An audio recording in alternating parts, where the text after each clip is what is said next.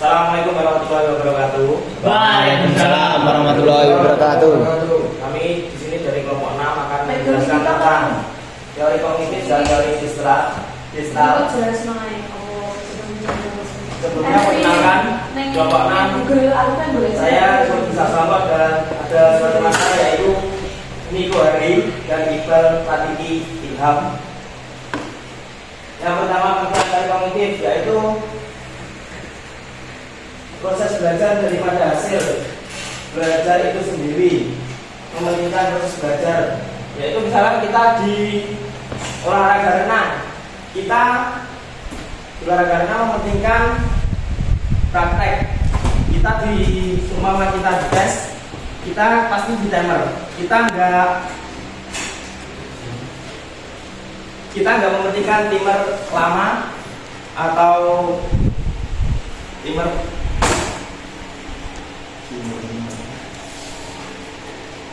lama atau timer cepat. Tapi kita mementingkan praktek. Kita harus bisa benar-benar bisa dengan gaya-gaya tersebut. Yang kedua,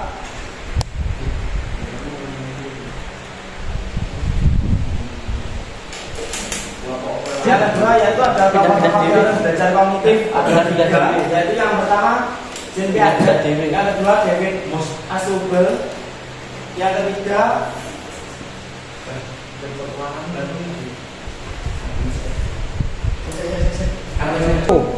yaitu yang kedua adalah kelompok teori belajar kognitif ada 3, yaitu Jean Piaget, David Asubel, yang ketiga yaitu John Bonner.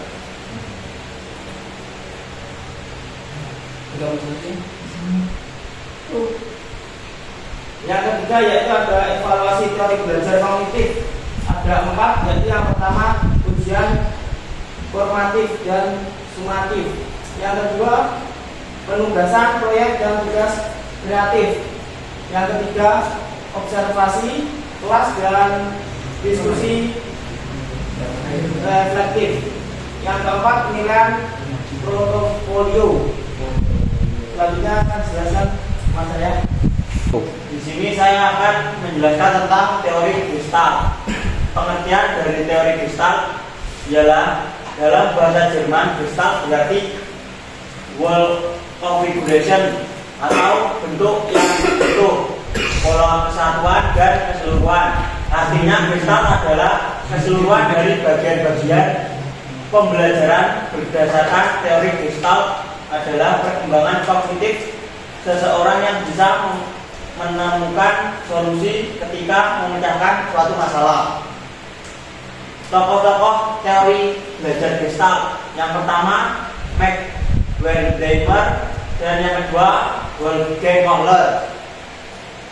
Baik kelebihan dan kekurangan teori Gestalt.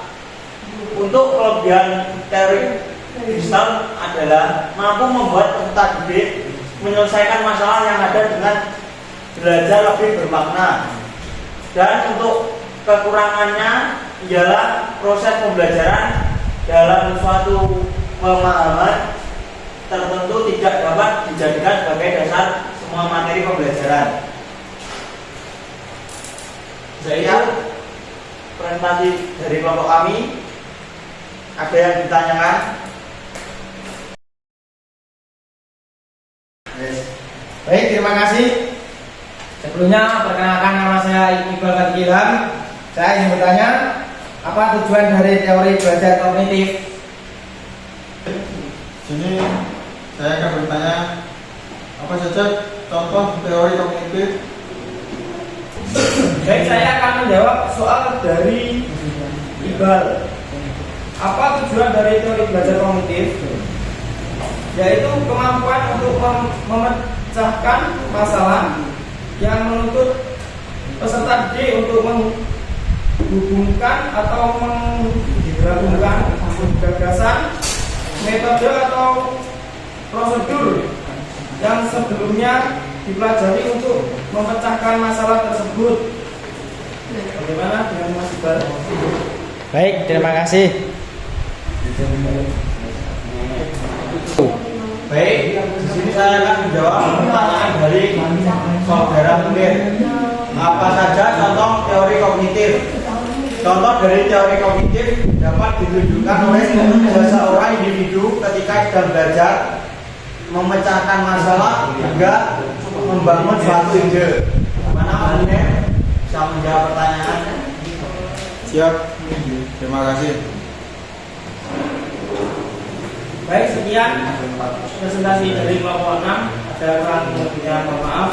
Wassalamualaikum warahmatullahi wabarakatuh. Waalaikumsalam warahmatullahi wabarakatuh.